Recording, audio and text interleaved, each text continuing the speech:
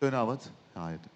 माननीय खरगे साहेब, माननीय पवार साहेब, व्यासपीठावरील सर्व मान्यवर आणि उपस्थित पत्रकार बांधवांनो भगिनींनो, 4 जूनला आपल्या देशातला जुमला पर्व संपत आहे आणि 14 साली जे मोदीजी म्हणालेले त्या अच्छी दिनाची सुरुवात येत्या 4 जून पासून होईल, कारण इंडिया आघाडीचं सरकार या देशामध्ये येते.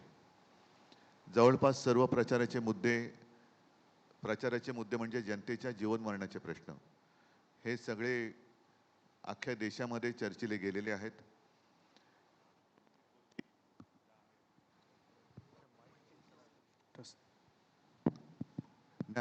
हा मध्ये मध्ये येतोय, नाही येतो आवाज, नाही तर ठेवतो. 2-3 गोष्टी ज्या आहेत ज्याचा उल्लेख खरगे साहेब आपणही केला, पवार साहेब आपणही केला. एक तर शासकीय यंत्रणांचा दुरुपयोग जो होतो आहे, म्हणजे भ्रष्टाचाराचे आरोप करायचे, पूर्ण व्यक्तीला बदनाम करून पक्षात घ्यायचं आणि त्याचा सन्मान करायचा. महत्त्वाचा मुद्दा जो मी माझ्या कालच्या भाषणात सुद्धा मांडला, की महाराष्ट्राला हे बदनाम करतायत, महाराष्ट्राला लुटतायत आणि मुंबई हे देशाचं आर्थिक केंद्र हे त्यांना बघवत नाहीये. मुंबईची लूट करायची आणि सगळं काही गुजरातला घेऊन जायचं, ही मुंबई आणि महाराष्ट्राची लूट आपलं इंडिया आघाडीचं सरकार थांबवेल आणि परत एकदा महाराष्ट्राचं वैभव जेवढं होतं त्याच्यापेक्षाही अधिक कित्येक पटीने हे महाराष्ट्रात आम्ही परत आणू. सध्या एकूणच जो कारभार चाललेला आहे, असा कारभार जगात कुठेही नसेल.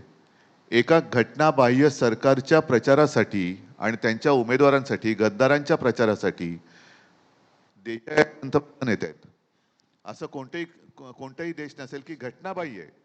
अजूनही सर्वोच्च न्यायालयाचा निकाल आलेला नाही, सर्वोच्च न्यायालयाने ताशेरे मारलेले आहेत, तरी देखील अक्षरशः लाज सोडून प्रधानमंत्री महाराष्ट्रामध्ये येऊन घटनाबाह्य मुख्यमंत्र्यांना, घटनाबाह्य उपमुख्यमंत्र्यांना सोबत घेऊन हे आपल्या हुकुमशाहीचा प्रचार करतायत. असा प्रकार कधीही कुठे घडलेला नव्हता.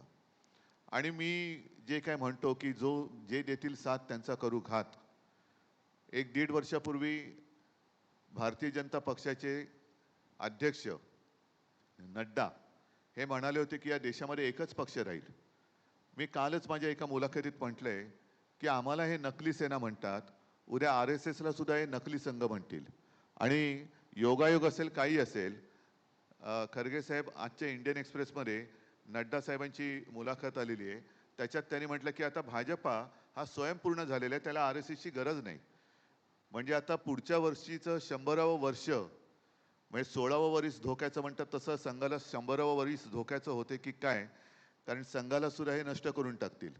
आणि हेच एक कल्ली कारभार हा संपूर्ण देशामध्ये चालू ठेवतील. ही हुकुमशाहीची नांदी आहे. ज्यांनी आपल्याला राजकीय जन्म दिला त्याच पक्षाला, त्याच संघाला किंवा त्या संस्थेला संपवायला निघालेले आहेत.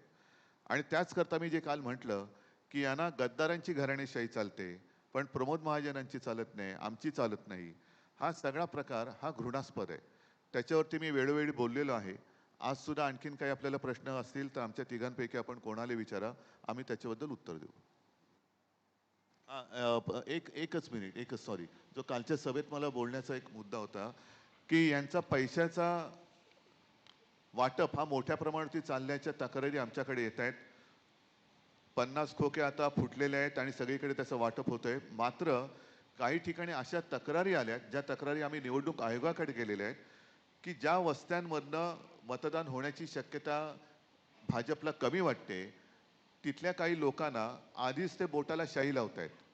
म्हणजे ही शाई बाहेर आली कशी, तोही एक निवडणूक आयोगाकडे आम्ही प्रश्न उपस्थित केलेला आहे. आधीच बोटाला शाई लावली म्हणजे ती व्यक्ती ही मतदान करूच शकणार नाही, एवढ्यापर्यंत यांची मजल गेलेली आहे. तर मी आपल्या माध्यमातून उद्या जिथे जिथे निवडणुका होणार, सर्व निवडणूक यंत्रणेला आणि आमच्या तिन्ही पक्षांच्या कार्यकर्त्यांना सतर्क राहण्याच्या सूचना देत आहे की असा कुठे जर का गैरप्रकार आढळला तर त्या पोलिसांच्या ताब्यात द्या.